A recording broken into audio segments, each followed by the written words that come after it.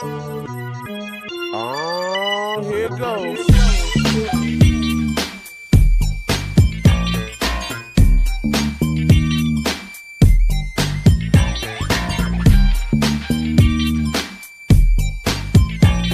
What up, everybody? Welcome to another episode of the 2Smart Dummies podcast. As always, it's your boy Q. And it's your boy Big Facts. Beatty, what's up, man? Nothing much, man. Ready for this draft, man. See, you got the Memphis background up. You excited, man, for y'all to fail with y'all draft pick? I don't even know if we have a draft pick. It goes to Boston. Yeah, I'm not sure. I mean, I know we have a late first and I think a second, but I'm not expecting much from the draft. Although, I guess you could say this is a perfect draft for Memphis. Who knows who's going to fall down to the back half of the draft. But we'll get into that. Yeah, I'm looking for a lot of teams, especially Memphis, to be buying second-round picks. And they should. They definitely should. Man, basketball season is here. We had a quick break, but season starting up December 22nd. We are in the middle of trade season. We're in the middle of free agency getting kickoff. Draft is tonight. And we're going to get into all that for you, man. Let's backtrack a little bit. So, a lot of these trades going through. So we actually recorded this podcast yesterday, and I have had a chance to look a little bit further into some of these trades, and it might surprise you because I'm going to do a complete 180 on a couple of them. Yeah, man. So, I mean, NBA didn't really get a long break, but they're kind of making up for that 4-month layoff. They went ahead and decided that the season will start on the 22nd. Players said that that's just too much money they'd be missing out on if they didn't start on the 22nd. So stuff started moving fast this weekend. They authorized that the trade memorandum, whatever, be lifted on Monday. Free agency starts on Friday. You can actually sign players on Sunday. But there's no tampering period. Like, all this stuff is getting discussed now. There's already free agents that have contracts agreed to. It just hadn't been released yet, as you can see by the Bogdanovich trade. So it's a lot to get into today. Yeah. So let's, you know what? I know we said we was going to start with the Bucks, but damn it, you're going to respect the defending champs. All right, we're going to start with the Lakers. Okay? Here you go. I'm just kidding. Let's go with the Bucks, man, because seriously. So I was looking at these trades, and on paper, I was like, man, these are some good-ass trades. I like this for Milwaukee. But I didn't realize Jrue Holiday only has 1 year left on his contract. Yes. That's a problem. And would you say it's an opt-in too, Jrue Holiday, I believe. Yeah, and Jrue Holiday's 31 this year. 31. They gave up a whole lot for a dude who's not a top 10, 15, 20 player in the league. Like, Jrue Holiday is a nice player, but at this point in his career, he's a role player. He is an upgrade from Eric Bledsoe and George Hill. I'm nothing against Jrue Holiday, but that was a super duper overpay for a guard that, again, is 1 year left on his deal. If Giannis doesn't sign this super max, which I'm assuming that they've been in contact with him and he's given the indication that he will, but I don't like that they gave up all that for Jrue Holiday. After really looking at what Jrue Holiday is going to bring to the table, he's definitely on an offensive decline. He's one of the elite defensive guards in the league, without question, hands down. But he's not a great three-point shooter. I don't know how I feel about that. I like the Bogdan trade more because they didn't give up shit to get him. But and I do think that Drew Bledsoe is a nice piece. But you really did mortgage the future for Drew Bledsoe. Damn it, Jrue Holiday, and I don't get that. Yeah, so I mean, when you look at this deal, you pretty much you gave up Eric Bledsoe, George Hill, and I think it's 3 first-round picks and 2 pick swaps. They're giving up a late first-round pick this year in 2020, a first-round unprotected pick in 2025, an unprotected first-round pick in 2027. I believe they actually had to also send a second-round pick to Cleveland just so they can unprotect the pick in 2025. So if you add that to it, they also pretty much gave up a second in this deal too. They did 2 pick swaps in 2024 and 2026. And I thought they got back 2 second-round picks, but apparently they only got back 1 second-round pick, which is the number 60 pick in the draft, which is damn near the last pick in the second round. And that was the pick that they sent to New Orleans for Mirotic. So they really just got their own second-round pick back. Yes, massive overpay. But this goes back to what I said about this is like when you look at the Paul George Clippers trade. Like, you're not giving all that for Paul George. That's not the point of doing it. You're giving all that for Giannis. I mean, Giannis had several meetings with Milwaukee Bucks, and even in the latest interview that he had, they asked him, what is it going to take for him to stay? And he said, I want to see what the organization does. Typically, when players say that, they want to see that your team is willing to go over the cap, because that's a lot of problem with these small market teams. They're not willing to go over the cap in order to compete. And that's all it takes in the NBA to stay relevant, is just be willing to pay the salary cap. If you're willing to do that, there's always going to be player dump salaries of good players. Jrue Holiday is an upgrade over Eric Bledsoe. He's not a top 25 player, but he's probably a top 25 two-way player. If you look at defense, offense, I believe he's a massive upgrade just for the simple fact that he usually stays healthy. He had a couple major injuries, but without the major injuries, he's usually relatively healthy. He's a scorer. He can get his own shot.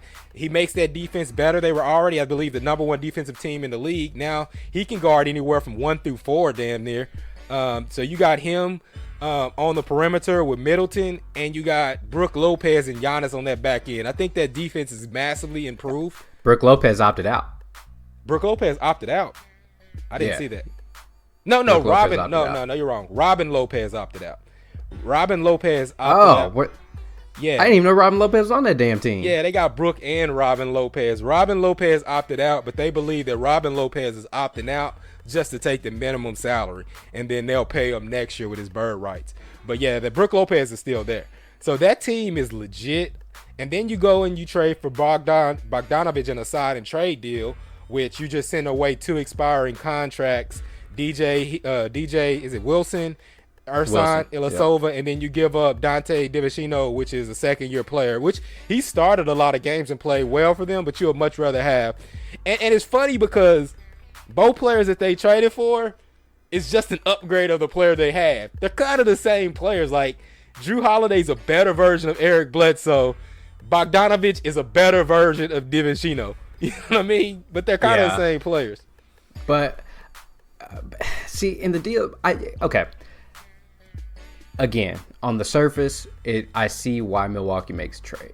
Yeah. But you mortgaging your whole future for Jrue Holiday, like, that is the part I really cannot get past. But you say the question is, it's to keep Giannis.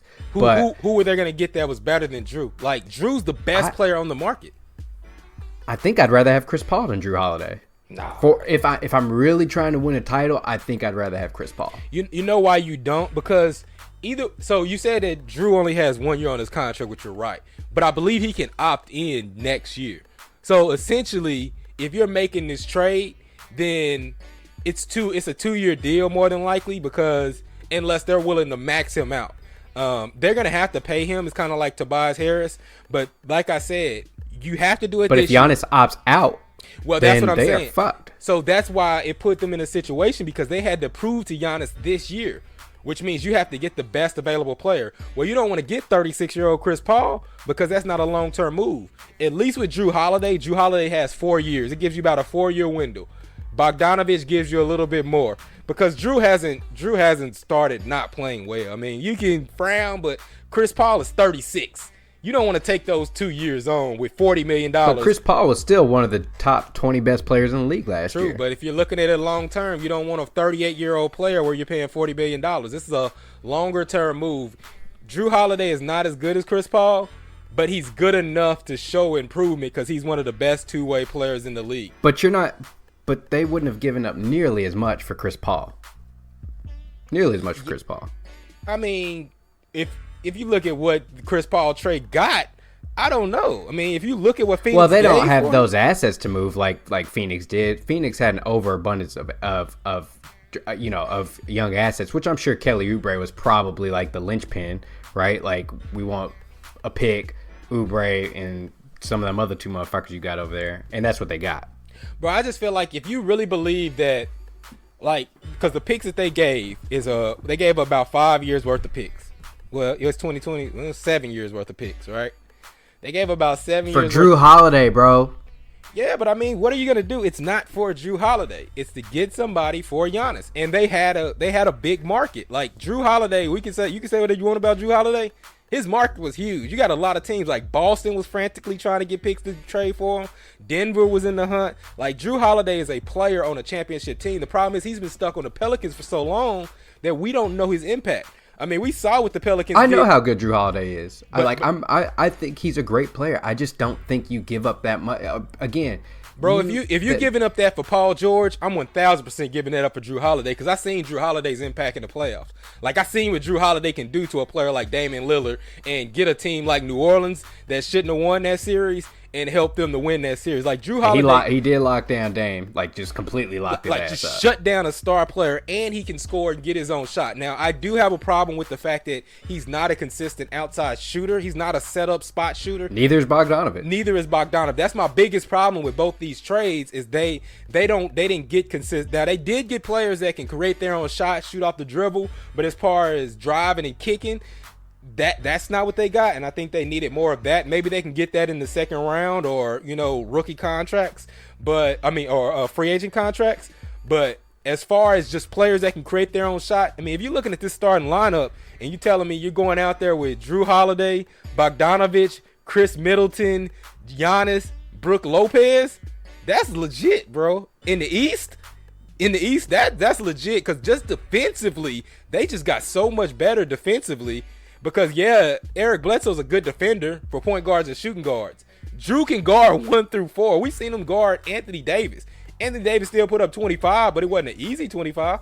So I think that they got better defensively. They got players that can create their own shots. Yes, they massively overpaid, but you did that to keep Giannis. And if you're doing it to keep Giannis, and they just like they did that to get Paul George, to get Kawhi, I would much rather have Jrue Holiday than Paul George 1,000% of the time.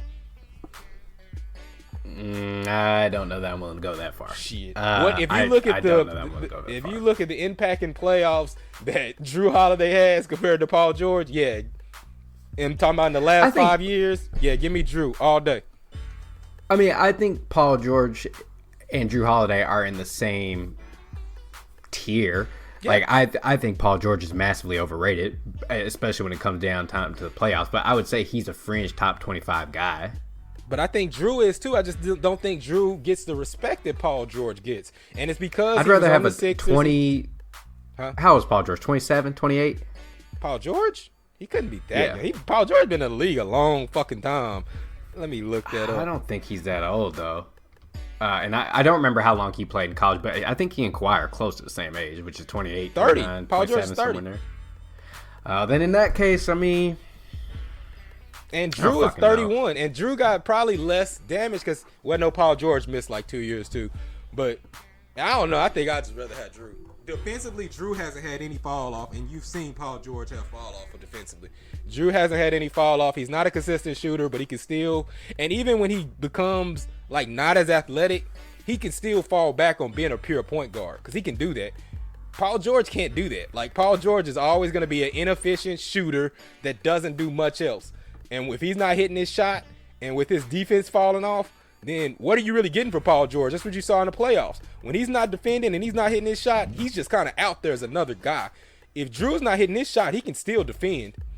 And that's something you can't say about Paul George. That's why I think it's the safest move. It's a lot, but in the East, Jrue has been guarding the best player in the Western Conference damn near ever since he left the Sixers for like the last 5 years. Now he comes to the East. Oh, it's love for him. All right, man. Let's jump a bit. So you've got Oklahoma City Thunder, who is up to a lot. They shipped in Schroder to the Lakers for basically a 28th pick. Danny Green will get bought out or sent packing, whatever's going to happen to him. But I like that move for them. Obviously, it just gives them cap flexibility. It gets them another draft pick, which they can probably package into something else.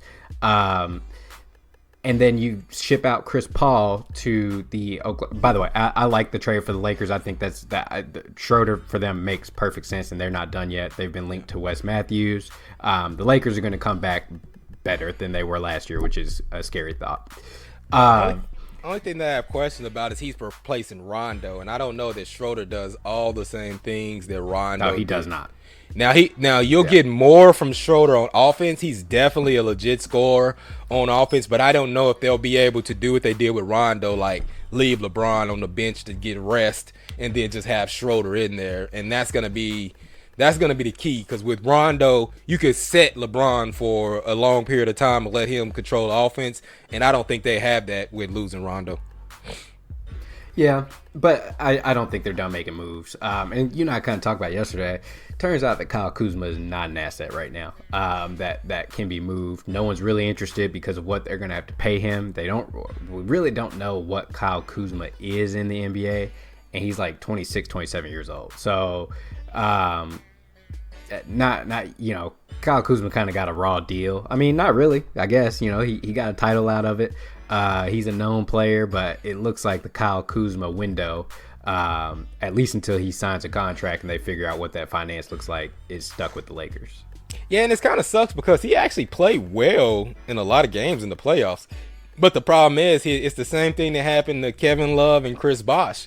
Same kind of effect. You get relegated to being a corner three-point shooter, and then all those things we loved about his game before, like, oh, he can take it off the rim, go coast to coast, he can distribute, he can do this and that. You didn't see any of that. So now you start thinking, well, if I put him on a contender, is this all I'm getting? You know what I mean? And then a bad team could trade for him, but do you want to pay him? Because he's coming up where you can't really control him, where you're going to have to give him big money, and you only have 1 year to see what he does and might end up having to pay him. So do you want to trade up real assets for that? So he's kind of stuck in a weird situation where this year he's going to have to really assert himself and show development in a short amount of time, because he's not going to have a lot of time to develop his game, but luckily he might play a lot more minutes with his quick turnaround and the Lakers winning the championship. Yeah, so we'll see what's up with him. I know the internet loves, oh, you just throw in Kuzma. Turns out don't nobody want Kuzma. And there's a few players like that are in weird contractual situations that we'll get to. Like, the pandemic just doesn't help because some of these contracts just look bad and some of these teams are stuck. Yeah. But okay, see, man, shipping Chris Paul, getting back Kelly Oubre, Ty Jerome, Ricky Rubio, plus what were the picks they got back for that? I gotta look. I had it down here, but I think they got back 2 firsts. No, 1 first, 1 late first. 1 first. Yeah. Okay. Which I like this trade for both teams, and I hear people out there saying, you know, oh, well, what's this do for the Suns? Congrats, you're gonna be the 7th or 8th seed, and I wholeheartedly disagree. I think that this is the perfect trade for Chris Paul. I think it's the perfect trade for the Suns. I think it's a great trade for OKC. I think that, kind of to your point, you know, Chris Paul, I think, is still a top 25 player in this league. Now, at some point, Chris Paul is going to break down, right? He's 37. Yeah. He's 35 years old. He's going to be 36, 37.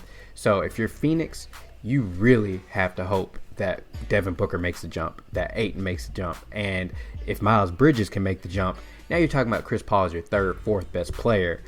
And that's perfect. That is perfect. And, you know, I think the Suns, this is a trade that can take them from what they probably were going to be, a 7th, 8th seed, 9th seed, somewhere in that play-in tournament range, to being really viable for home court advantage throughout the playoffs by being top 4 seed. Yeah, I mean, they got the Suns 2022 first round pick.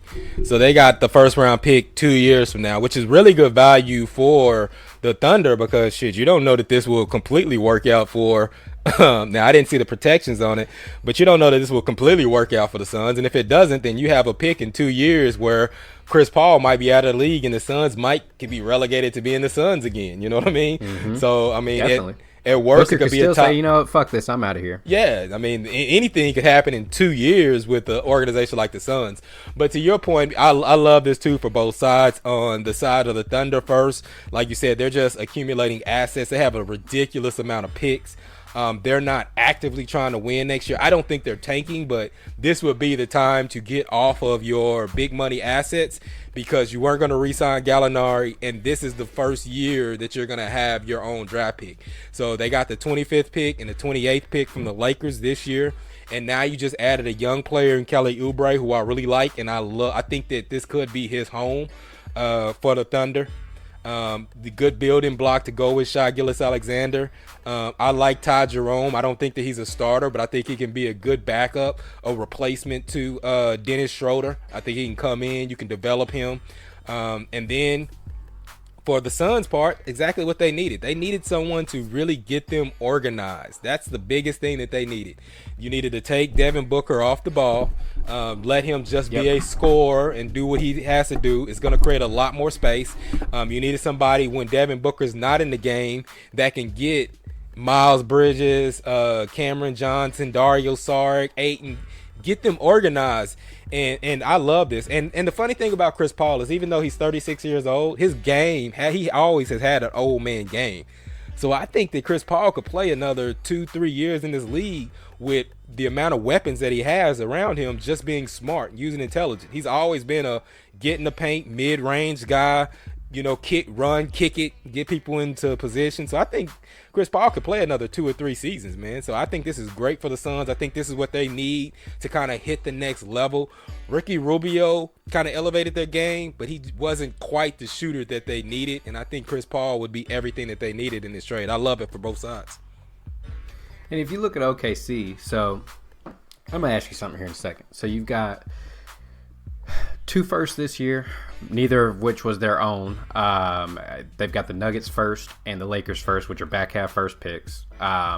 Next year, they have their own first. They have the Heat's first rounder, which is unprotected, and they have the Rockets first rounder, which is top 4 protected. Or there's a pick swap with their own or the Heat's pick.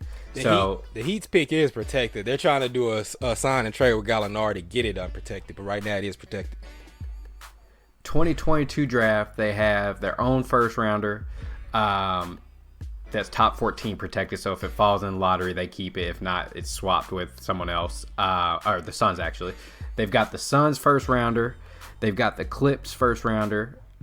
These dudes, listen, at the end of the day, I look at this and I understand that these teams typically draft well, but you look at the 2020 draft, which we can all agree, you're probably not getting an elite all-timer in this draft. You're going to get good role players, couple of all-stars, but this is a team-building draft.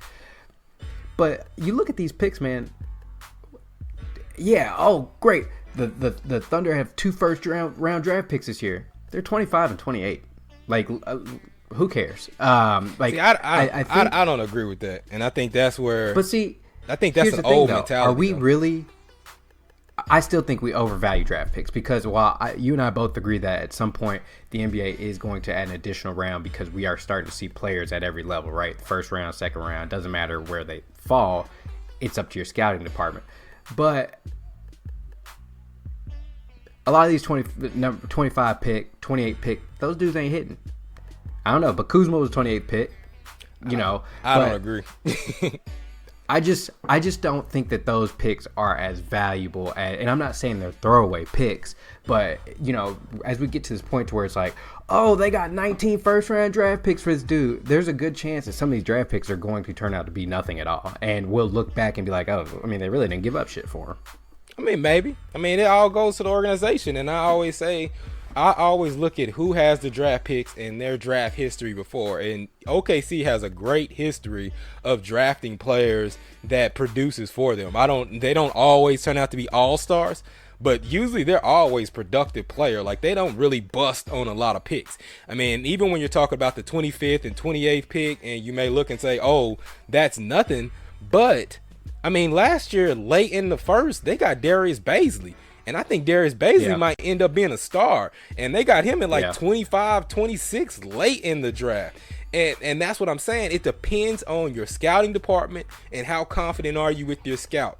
Like, Miami Heat, they're horrible at scouting 1 through 10. But you get them in the second round and undrafted free agents, they can find that talent. And I think OKC is one of those things. So this year, they'll be And this is the perfect year for them to have 25 and 28. Oh, I agree with that. So it kind of works out for OKC because this is a perfect year because 25 and 28 could be just as good as 1 and 2 this year.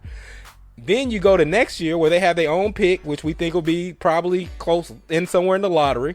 They have Houston's pick, which the way it's turning out, that could end up being in the lottery, and that's a better draft. So right now, we're just having key assets like Shai Gilgeous-Alexander, Darius Bazley, and Kelly Oubre, and whatever they can get for Steven Adams, because I still think he's going to be on the move this offseason. If they can get some future assets for that, they're perfect. They're in a perfect position for a quick rebuild, and they're getting off a lot of cap. So in 2021, if Shai, Darius Bazley, and Oubre show that they're very talented, they could potentially bring someone in one of the better free agent classes. So I think they played this perfectly. Will it work? I don't know because shit changes, but at the trade deadline, they can take over cap. They have a bunch of picks where they can send in. Like, picks aren't just for drafting.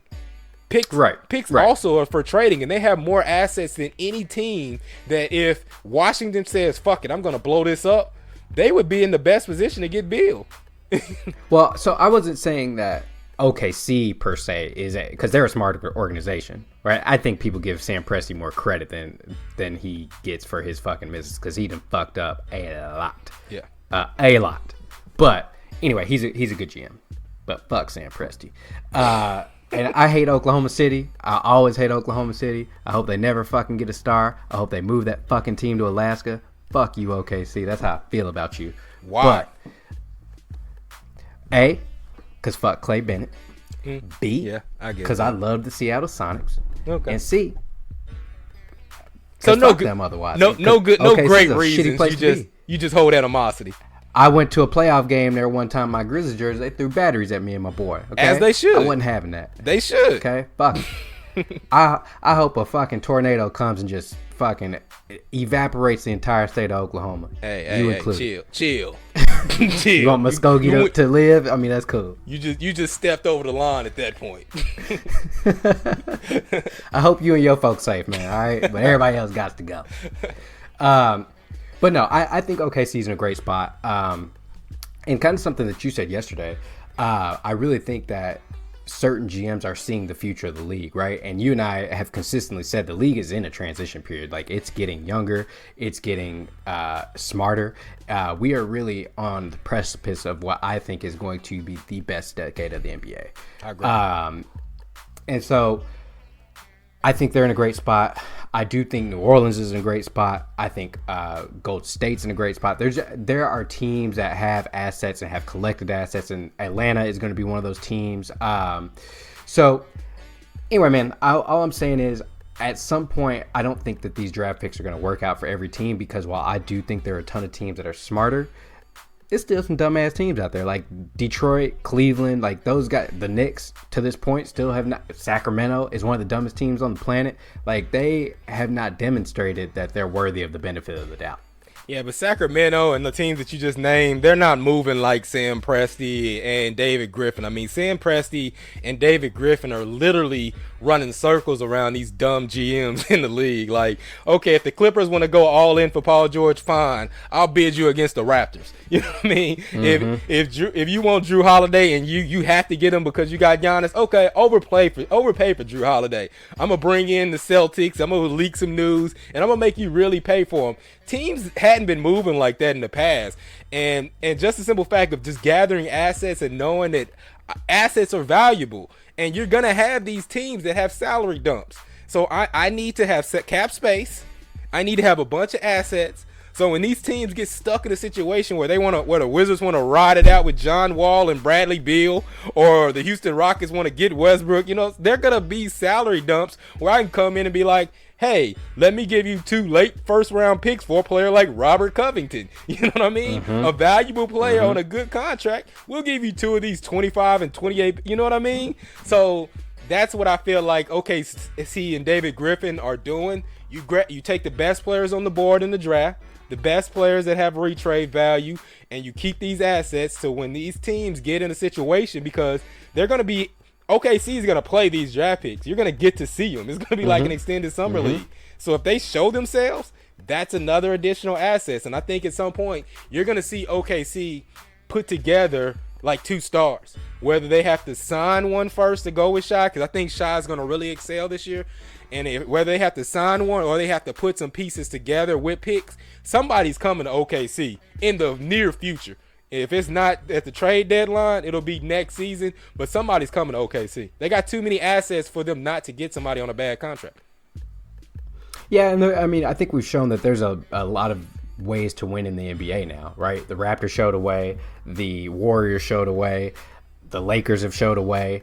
So there's a million different ways. But the reality is, I guess outside the Golden State model, you know, this is kind of the Golden State model. What they're doing is closer to the Golden State model. I was going to say that. It's pretty much the Golden State model because we looked at that in Atlanta is what they're doing too, probably at a much slower pace and not taking the best player available in Luka Doncic, but whatever.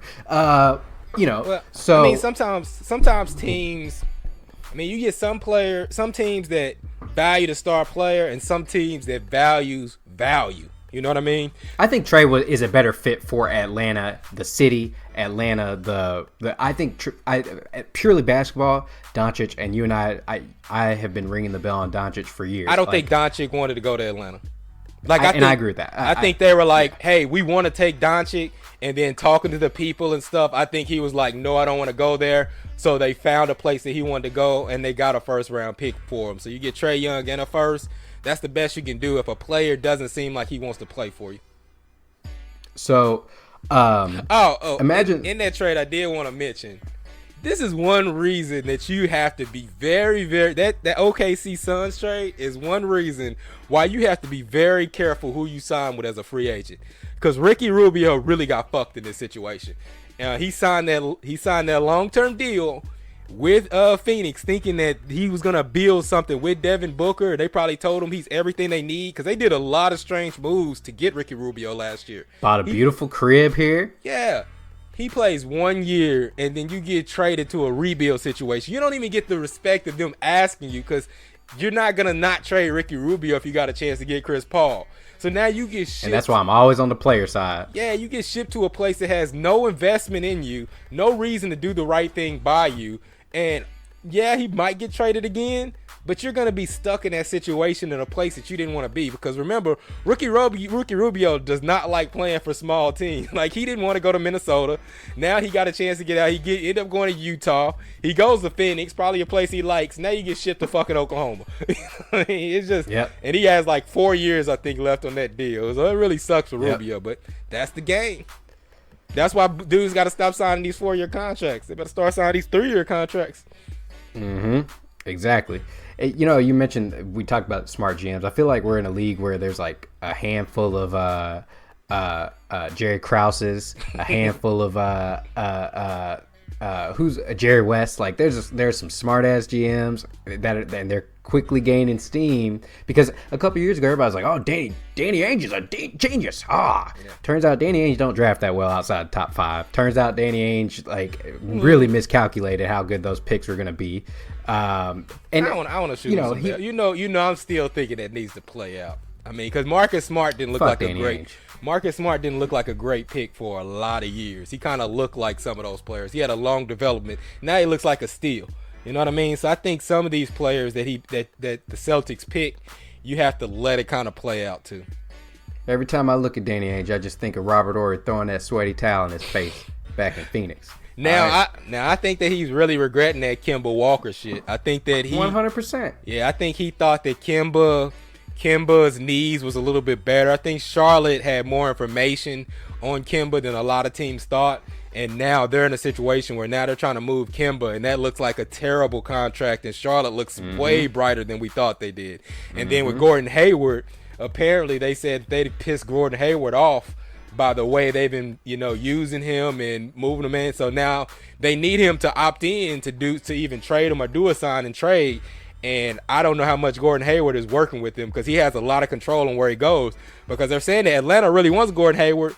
But they don't need the Celtics to get Gordon Hayward. They have enough cap where they can just sign Gordon Hayward outright, and that'll be perfect for Trey. That's my issue with Danny Ainge, and I think that Danny Ainge is going to fuck the Celtics up eventually, because free agents are not going to go there. Like, black ones are not going to go there. You needed Gordon Hayward. Now, it's been unfortunate what's gone on with him, but these players see how you treat their players. You know what I mean? Like how they are dispensable or expendable.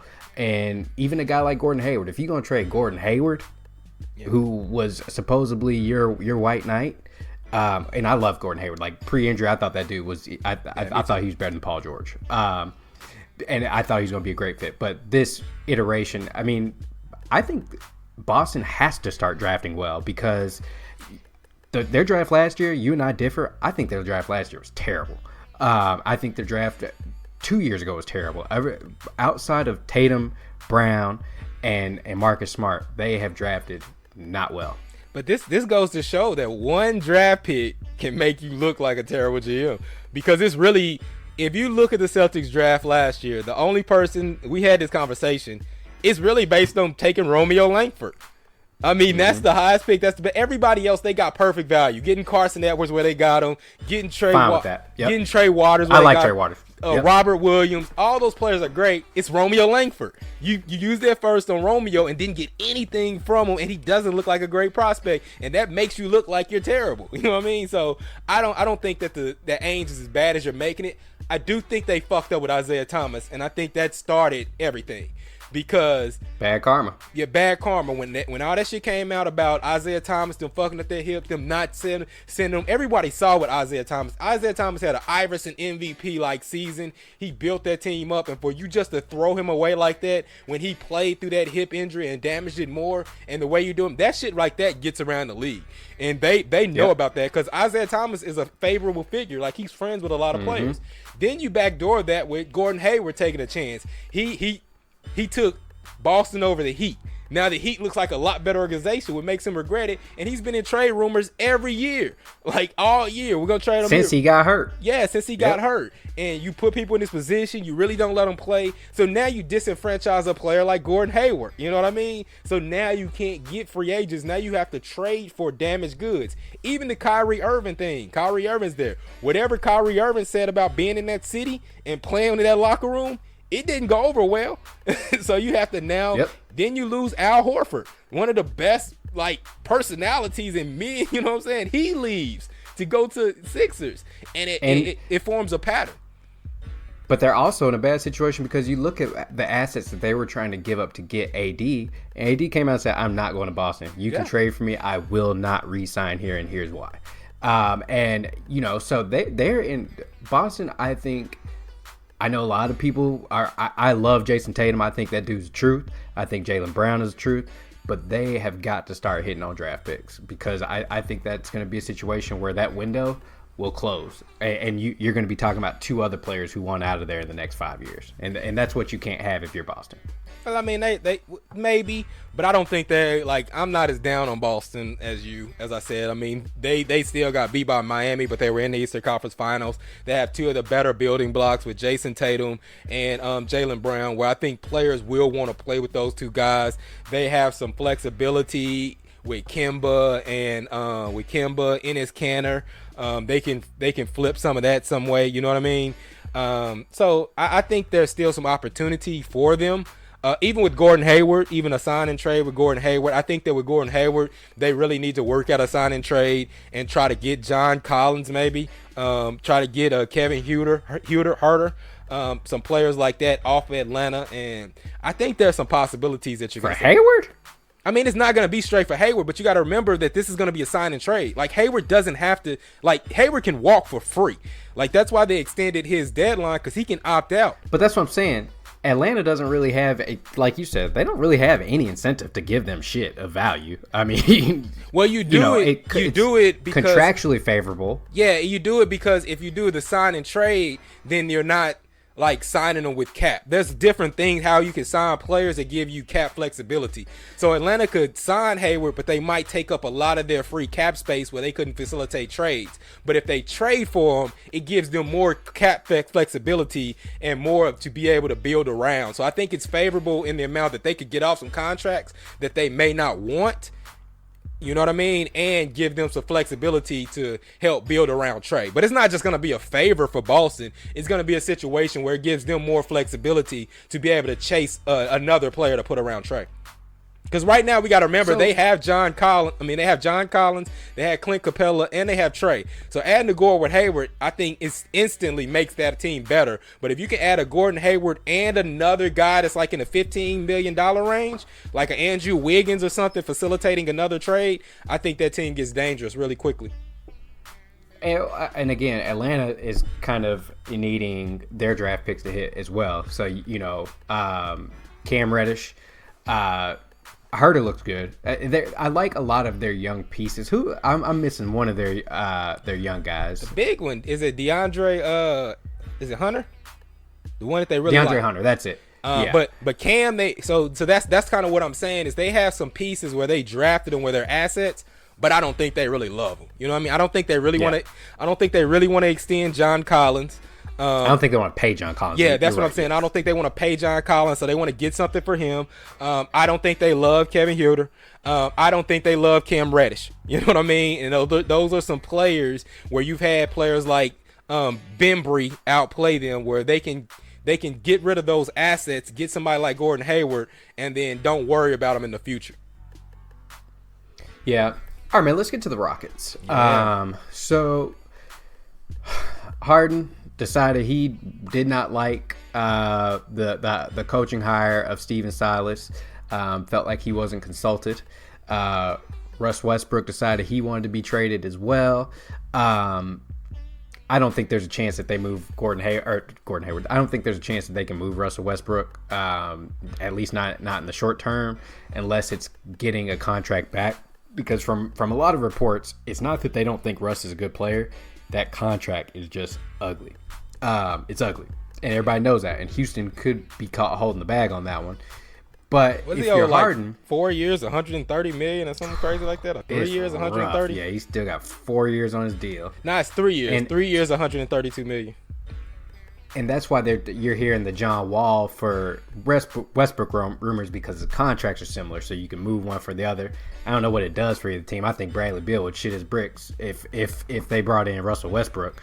But if you're Houston, I'm intrigued by John Wall. I like John Wall. John Wall is an elite point guard. Is he going to lose some of his speed? Probably. But I think he was an elite 21, 22, and 10 before he got hurt. I think he could easily come back and be a 17, 18, and 10 type of player. If not, his assists keep going up. I think John Wall is an elite talent. But what do the Rockets do? Because now you've given up all these assets for Russell Westbrook because of James Harden, because of the owner, Tillman Fertitta. When Daryl Morey was like, I don't want to do none of this shit. And I think Daryl Morey saw the writing on the wall of like, this whole thing is about to crumble. He bounces. Harden wants to bounce. And we can talk about the Brooklyn deal, but you and I kind of both agree actually we disagree about this deal. I don't like the Brooklyn deal for Houston, depending on what they're trying to do, because you have a top 4 protected pick the next 2 years that if you're just mediocre, you're giving it to OKC in what are supposed to be 2 really good drafts, as opposed to if you bottom out now, you can potentially come away with 2 or 3 foundational draft players and do a quick rebuild. It doesn't have to be a 5-6 year rebuild. It can be a 2-year reset. You back to it. You got 2 franchise players to replace the franchise players that you're getting out of here. Yeah, but I mean, a lot of that, you can only do that if you have the opportunity to move those players in that situation. Unlike you, I actually like the swap for John Wall and Westbrook, and it's just because people look and they feel like they're the same type of player, but they're really not. Oh, I don't think that at all. I don't think they're the same type of player. So I like it because if you bring in John Wall there, then you automatically got somebody that can be. I love it for the Rockets. Yeah, so you got somebody that can distribute, and if you lose James Harden, then you got someone there that can dictate the offense, be a pure point guard. I love it for Washington because Westbrook has played with a player like Beal before. He played with Kevin Durant, and he was able to coincide and play with them. So I think that Westbrook, we look at Westbrook of what he's been. I just don't think James Harden was the right person, because James Harden needs the ball like all the time, as opposed to Bradley Beal. He wants the ball. As long as he's running the second unit and has the ball, he's probably okay with not having it like to start the game. But Harden needs the ball all the time. And then if he doesn't have the ball, he's kind of standing and watching. Like even with them now, like they'll put players in there that's kind of pure point guard like players. You know what I mean? Like Ish Smith. You know what I mean? Players like that. So even at this point in time when they didn't have Wall, they were playing with players that are a scoring, passing point guard. So I think that Westbrook would work better with Beal than John Wall. I just think something about Wall's game, too ball dominant, need the ball too much. I don't know that Westbrook needs the ball that much. He wants it, but I don't know that he needs it. Same with Beal.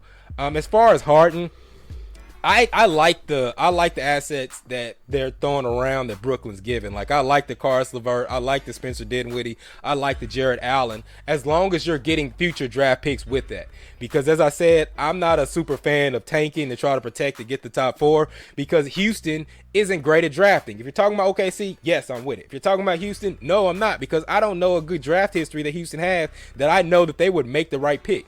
But this is a whole new regime. Like this is a whole new. You got new GM, new coach, new everything, new owner. Like everything. And I don't have any track record. I don't know what they're doing. So I would rather get talent that I know as opposed to leaving it in their hands to rebuild the franchise. Because I don't think Spencer Dinwiddie, I don't think Karis LeVert or Jared Allen has peaked on talent. And the last time that they went and they gambled on a player like James Harden, who was really good but hadn't peaked and got to all-star level, like we didn't think James Harden was going to be MVP caliber. He was a really good player that looked like a solid trade. Like I think he got traded for like 1 first-round pick. It was a really cheap deal, showing that we didn't think Kevin, what was his name? The little shooter. Yeah, the weird shot guy. But it wasn't Kevin Martin. Yeah, it was a real light trade, and he blew up. So I think that would be the same way here. You get players where you don't know their ceiling, and I don't know why you're. Harden was also like 21 or 22 at the time. Like you're getting back 26-year-olds, 27-year-olds, and I agree. I like them as players. You mentioned how they got the Nets to playoffs. In the West, that is a 10th seed team. Like, it's not a good team. Like, I feel like if you're in the West, as competitive as the West is, you have to do everything that you can to make sure you are securing your future. Like, I feel like if you're just going to take back, here's my problem with I am about player movement, player empowerment, but at some point, these dudes have got to stop killing their trade value. Like for James Harden to come out and say, I only want to play for the Nets. If I'm Houston, I say, fuck you. You got 2 years left on your deal. 1,000%. 3 years. I say, fuck you. I say, no, he's got 2 years in a player option. Oh, okay. The player option is 3 years. So I say, we'll see you at training camp, motherfucker, because that's just how it's going to be.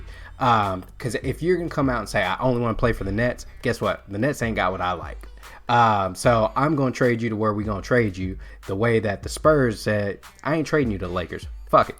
We will lose on the deal to get your ass. Now, did it bite them in the butt long term? Yeah, but Pop made his legacy. He's cool with it. But if you're Houston, I say you're going to be here. You're going to be here at least this year, and we'll see after that. But I think that's what Houston's doing. I think that because this is the same thing you saw happen with Jrue Holiday, right? They can say all they want. They don't have to trade James Harden. They don't have to trade Westbrook. They don't have to do shit. Nope. And if you're talking about taking and getting your draft pick, then fuck it. We can just be bad and y'all can sit out and do whatever you want. It's a quick turnaround on the season anyway. Houston doesn't have to make a move. If Brooklyn really wants him, okay, that's what you're offering. I'll tell everybody what Brooklyn's offering because I don't think their draft picks are going to be worth shit. But just know if you're trying to get them, I need 2 young assets because they're offering me Karis LeVert, Jared. This is what they're offering me. So I need some young talent of the caliber of that, and I need picks. And I think that's what they're doing right now. They're showing what Brooklyn's trying to give them. James Harden is doing his best to force his hand, but I don't think they have any desire to force a trade. I think that they're putting people against each other because I'm reading all this shit that they're doing with Gordon Hayward is to try to get enough picks to go get James Harden. And as we can see, Danny Ainge don't give a fuck about if Harden wants to be there or not. If he pays for him, because if they could have got the right shit for Anthony Davis is coming. It don't matter if you want to be there or not.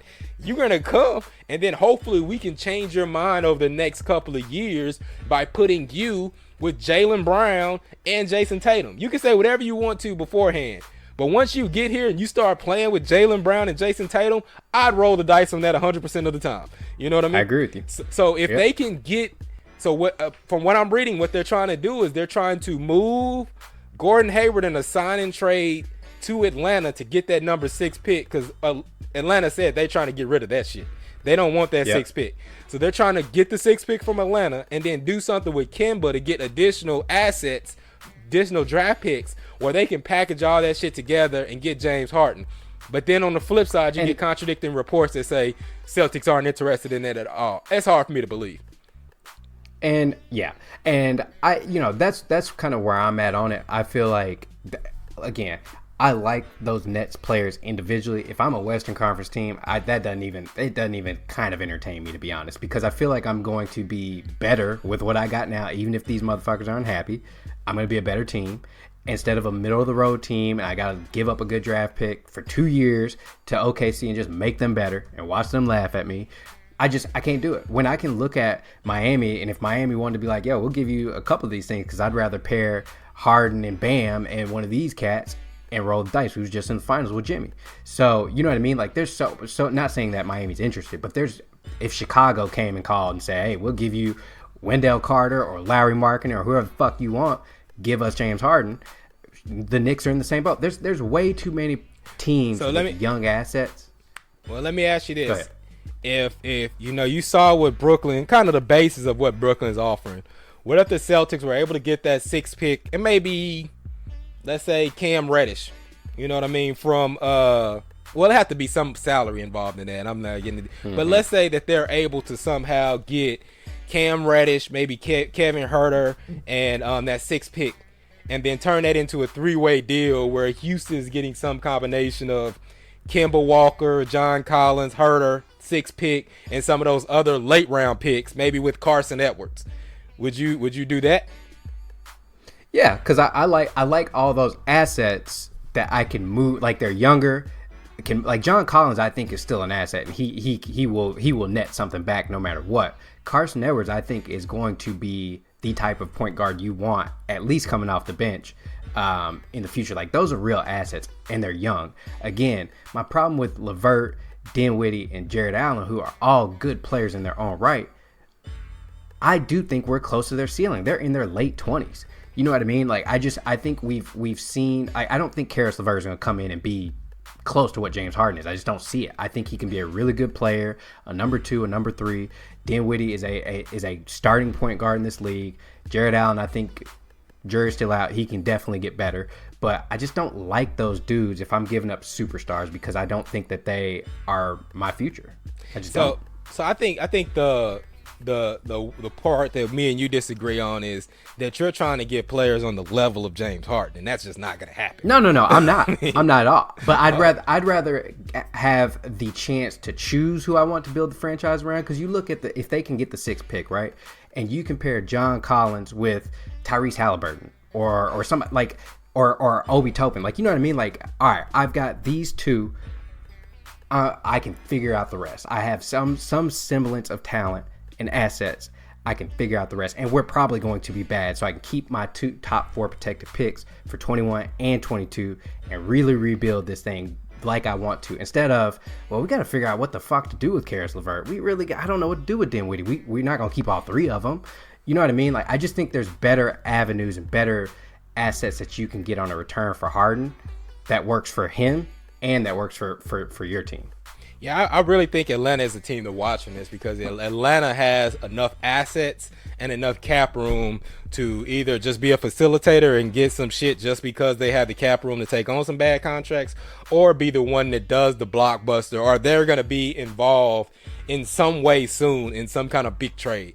And I think Atlanta wants to make the playoffs. Yeah. They've come out and said they want to make the playoffs. They're not trying to be this lottery rebuild. I don't think they're that far off either. I mean, I think that Gordon Hayward is going to Atlanta in some fashion, whether it's a sign and trade or whether they just sign him outright. And I think if you start looking at Trae Young, Gordon Hayward, and Clint Capella, I think that you're on to something. You just need 1 or 2 more solid pieces. So the next thing is that we just saw that get into the draft. You got any more like trade news? I think the only other trade thing that happened was The Knicks moved up with the Jazz. I think they gave their first and a second round pick to move up to 23. Jazz moved back. Yep. But other than that, it's just been a lot of rumors. Monday was fast and furious, and then Tuesday wasn't really a lot going on. But I can understand that because there's a lot of rules around the draft. So I think you might see more draft night trades than we've seen in the past. I agree. Yeah, let's move to the draft, man. And everyone who knows this show knows Q don't really fuck with college basketball. I think it's boring as shit. But I have taken some time and I've reviewed a lot of these prospects, and I was actually shocked to find out that over half of them are didn't even play college basketball. And there's a lot of good players in this league or in this draft. I don't think it's going to be a draft where you're going to get the Zions, the Ja. I don't think it's that type of draft. I think it's going to be closer to that 2001 draft, or what was the draft, 2011 or 13, where you're going to get a lot of role players who can turn out to be all-stars, can turn out to be really good players on championship teams. This draft is full of that.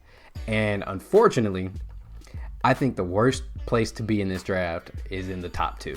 I think it's the worst place to be. I think if you're 3, I think if you're Charlotte, you're in the best position. But I think if you're in picks 4 through 10, that's the sweet spot because you're going to get some really talented NBA ready players right there. Yeah, I don't know if it's the worst place to be, but it's definitely the place with the most pressure because I agree for with the teams that are picking right there. Yeah, I think there are a couple of superstars in this draft. Personally, I think there's a couple of superstars, but I think the biggest problem with this draft is they can come at 1, they can come at 25, they can come at 38. Like I think that this draft is so rich with talent, but it's just not. You don't know. Like you don't know what you're getting. Like it could be a player that wasn't good at. Like you could get a bunch of Paul George or Kawhi Leonards out of this draft. You know what I mean? Like it could be 2 or 3. Paul George, Kawhi Leonard's in this draft. It's just not like the Zions, like you said. It could be a couple of Brandon Ingrams in this draft where they become good. You just have to develop them and wait them out for 2 or 3 years and be patient. And that's kind of the thing. I think the big thing with this draft is going to be where a lot of these players land because I think there's a ton of talent, but these players have to land in the right spot because there's still a lot of development to go with a lot of these guys. Like you can look at a guy like RJ Hampton and be like, oh, yeah, this guy can't shoot. But if he gets a shot, oh my God, he might be fucking unstoppable. You know what I mean? Yep. So it's just that's the biggest problem with this draft. And you're right. If you look at the top 3, those players have the highest upside by far, but they also have the lowest floor of them all. You know what I mean? Yeah, like, I think who do you think is going to go number 1 overall? I think that at the end of the day it'll be Anthony Edwards. I think he's the safest of the top 3. If we can agree that LaMelo, James Wiseman, and Anthony Edwards are the top 3 picks, we agree that? Yeah. But I don't think he's the safe. I think Wiseman's probably the safest. I think Wiseman is the guy because the reason why I say safest is because I think that if LaMelo and Anthony Edwards aren't great, they could be non-productive and out of the league in like 5 years. I think James Wiseman is a 10-year player. It's just, is he going to be a dominant player or is he going to be Michael Olowokandi? You know what I mean? So that's what I mean by the safest player.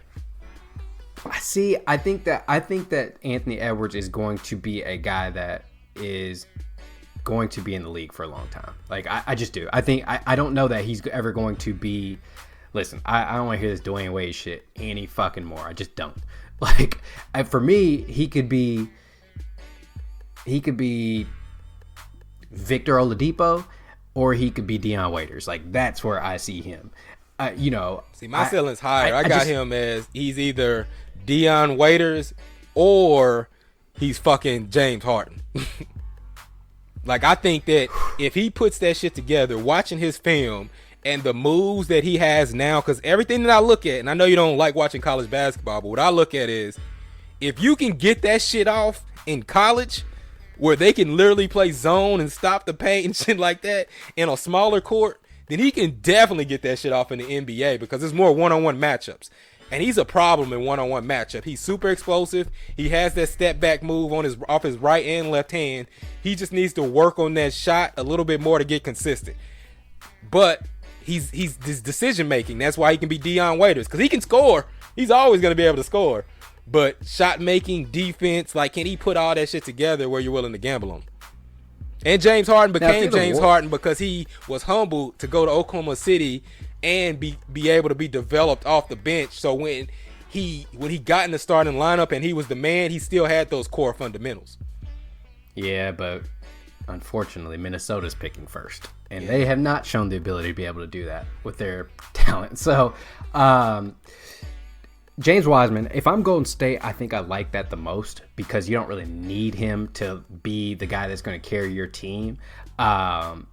And you're addressing a need. You're getting a player who potentially in the future could be an Anthony Davis type. And I think that I actually want to ask, do you think that we've been on this search for wings, right? Who can be ball dominant and can really control the offense like a Luka Doncic. But have the Lakers kind of shown like, no, you really need to be looking for AD, or the Heat, no, you really need to be looking for Bam, or Denver, you really need to be looking for Jokic, because if you have the best big man, everything else can run around him. And if he can be a guy who can take you off the dribble, make good decisions when it comes to passing, and of course, AD is light years ahead of the other two, but if you can get guys in those same molds, I think that if you're Golden State, you can probably extend the careers of Klay and Steph a little bit. Yeah, but that's my biggest problem with Wiseman, because everything that you see about Wiseman is like traditional big man stuff. Like, he has a lot of versatility on offense, not a lot of versatility on defense, and that's the biggest thing about all those players that you just named is the versatility on defense. And Wiseman doesn't. He's not guarding the point guard out at the 3-point line, and that's literally a requirement in Golden State's defense. Like, you have to be able to guard that. Like, they would be much better getting a Koru from USC, even though he has that knee injury that people are trying to figure out. I mean, a foot injury that people are trying to figure out. But I saw that they're talking about Chicago trading to that number 2 spot to get Wiseman and giving Wendell Carter in the number 4 to Golden State. And that'll be the perfect scenario. Which I like for both teams. Yeah, that'll be a perfect scenario for both, because then Wiseman fits better with the Bulls, and then Golden State gets that versatile big man that we're talking about, and then they can go get the player that I think they should take, which is Obi Toppin. Like, I think that the perfect player for Golden State is Toppin right now for what they have. And if they can get back to 4 and Toppin can fall to him, and even if Toppin doesn't fall to him, maybe a Koru, like I said, at USC, that's the type of big man that Golden State needs. So if they can get a Wendell Carter and pick up one of those guys, even that, man, I know everyone's big on that Avdija guy, whatever his name is. Avdia. I don't like guys from overseas that can't shoot. Like, you can tell me all this versatility and shit. If you can't shoot, then what's the point of me getting you? He can't shoot and he's slow. And so everybody that keeps comparing him to Gallinari, like, I just do not see that. Like, and it's disrespectful to Gallinari, because Gallinari's that dude. And he can shoot. He's always been able to shoot. Yes. Yeah, like, this dude legitimately, Avdia, cannot shoot at all. And he's slow. But he is a good playmaker. I think if you're taking him in the top 5, you get what you asked for. Quick question. Is that white privilege? Because I literally hear them talking about him, be like, he can't shoot, but he could figure it out, even though he's shooting like 26% from the 3-point line. But then you listen to how they talk about RJ Hampton, or you listen to how they talk about LaMelo and Anthony Edwards and their shooting percentage, and it's like, oh my God, we got to stay away from him. But he's rising up the board, and these other dudes are falling because they can't shoot. Why is he going to be able to shoot and they can't figure it out? Just a quick question. Because depending on the team, there's always going to be an obsession with white Europeans. Like, you look at you telling me if Dallas wasn't in this top 5, I guarantee you they would take him. Yeah. And I'm not even sure they're not going to draft a dude like him. So no, I'm with you. I don't see it. I don't know how this is a top 10 prospect. I legitimately would be. And you're talking about the guy who averaged like 7 points a game in like the league he played, in the Israeli league. Like, he wasn't even playing in a real Spanish league like Doncic. Like, he is a career 33% 3-point shooter, a 50% free throw shooter. That tells you this dude cannot shoot. Yeah. He cannot shoot. Yeah. And he can't rebound. Like, what does he do well? And what they say he does, they don't need, because they got Draymond Green and Steph. Why would you need that? Correct. Eric Pascal, shit. I feel like we skipped over LaMelo. For me, LaMelo has the highest floor the highest ceiling, Yeah. but also has the biggest bust potential. Like, you could tell me in 5 years, LaMelo is the best guard in the league or one of the top guards in the league, and he's making all-star teams in 5-6 years. Or you could tell me, yeah, he's in Australia, G League, smoking weed, owning a team. Like, yes, and it would not shock me either way. Like, his playmaking, his passing is elite, next level, hands down, better than Lonzo. Like, it's for a 6'9" dude, great. His jump shot is suspect as fuck. His defense is terrible. I don't know that I want to bet on LaMelo, and then all the baggage that comes with LaMelo. I think he could be a generational player. He very well could be. He has that type of potential. I just don't know that I'm willing to bet on it. I mean, I just don't know.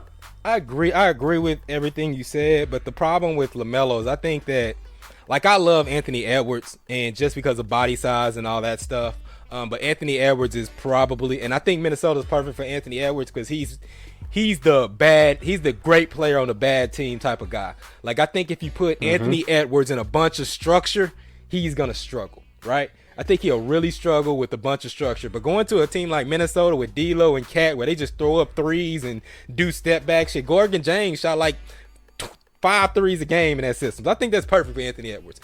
LaMelo, I think LaMelo needs somebody to motivate him. And if you get the most out of Melo and somebody that could connect and coach that dude, he's definitely has the highest ceiling, because everything you just said, like you said, he's bad defensively, but he has everything that you would want from a defensive player. You know what I mean? Like, he has like a 7'2" wingspan. When he wants to play defense, he plays really well. It's really just off the ball where he falls asleep and doesn't do anything. But if he can just get him to do that, and then you talk about even shooting. Like, he's not a bad shooter. He just takes bad shots. You know what I mean? Yes, he takes his shot selection is awful. But he's not a bad shooter. And so that's what I'm saying. Like, there's not a lot that you need to fix in this game. You just need to get that dude locked in, focused. And I don't think he has bad work ethic. Everything I hear, he works his ass off to develop his game. He's a great rebounder, great ball handler, great passer, pretty good shooter. You know what I mean? And defensively, he's not bad. He just doesn't consistently do it. And we've seen those type of players, and it just be that they've been playing in high school and on teams where they hadn't been pushed to do it. But if you get in a situation where you're pushed to do it, that's why I don't know for sure that going to Golden State would be bad for him. Like, going to Golden State could literally turn him into one of the best players in the NBA, because he's going to a championship quality team. He probably is going to a team with a lot of players that he respects. He's going to a team that plays his style, and they could probably get the most out of LaMelo Ball, and it be a transition to Steph. I don't think that's what they need. Go ahead. I trust them organizationally to where if they were to draft him, I wouldn't question it. Yeah, and then a player like Chicago. If Chicago were to move up and get him, I would trust him with Billy Donovan. It's when you get into places like going to Minnesota or going to Charlotte, places where I don't know that they develop him, and I don't know that he would give a fuck, because we seen what happened to Malik Monk. You know what I mean? So, it's places like that. So I really I wouldn't want him to go to New York, because I think it would be tough for one with the media and playing for Thibs. Thibs is going to demand so much. I don't know that he's ready for that. I don't know if they would connect. But going to a player-friendly coach like Billy Donovan or Steve Kerr, I think that would be good. Cleveland is a iffy spot. Like, they're going to let him kind of play his game, but I don't know if they can really develop him. I think if I could pick a perfect spot for LaMelo, and I don't know that you're going to agree with this, but I think, like, to not have the media circus, and that still has a solid vet, I think Detroit. If he could somehow end up to Detroit, I like it for Detroit. I like it for him, because the spotlight's not on him. He will get a chance to develop now. And Detroit has drafted pretty well. They have developed a lot of players that have become role players. Problem with Detroit is they fucked themselves on Blake Griffin. Yeah. They fucked themselves with Stan Van Gundy, giving him presidency. But if they can show that they are a competent organization, and again, they do have that eye for talent. They do draft well.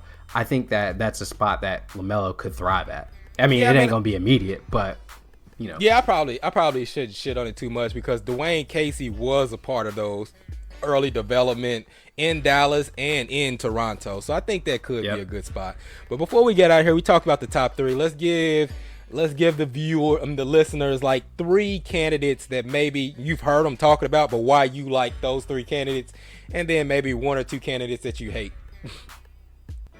So for me, the player that I like the most in this draft that I would be willing to take a chance on, and for some reason is falling. Like at some point, a really good team is going to get a steal.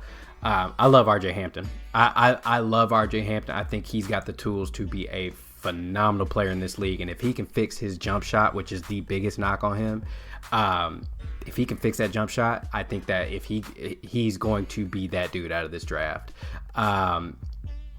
Another guy that I like is Saddiq Bey. And then the other one that I think people are kind of sleeping on, man,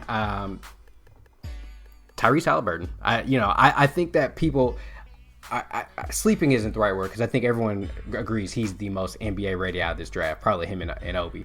But I think Tyrese Halliburton is a guy that you can draft, and he is your starting point guard for 10 to 15 years, a lot like Shai Gilgeous-Alexander. Yeah, I think Tyrese Halliburton and Open is the thing that people get too stuck on ceiling. You know what I mean? Like, they don't have these sky high ceilings, but I mean, if they just hit their peak and they become all-star caliber players that can play for 10 years, why isn't that good enough? I think Saddiq Bey is another one. So I think those are 3 great. The funny part about RJ Hampton is I think RJ Hampton is going to fuck around and end up with the Celtics and make you eat all your words. Because now, if that happens, for real, like if that happens, I'm like, hey, I got to give Danny his props, because like that dude is that's a guy that can secure a future for Boston. And they have 3 first-round picks in the draft where we're saying that they only need role players. So they could literally come out with 3. They could literally come out with fucking not Halliburton, but RJ Hampton, Saddiq Bey, and one of these big men that like the dude from Minnesota, Daniel Arturo, who people think may be the best center in this draft because of his 3-point and versatility. Like, they could come out with those 3 players, and Marcus could look like an asshole next year for saying he couldn't draft. But hey, that's wholly true. I doubt it, but it's true. Yeah, I mean, who I like in this draft, I really like Cole Anthony.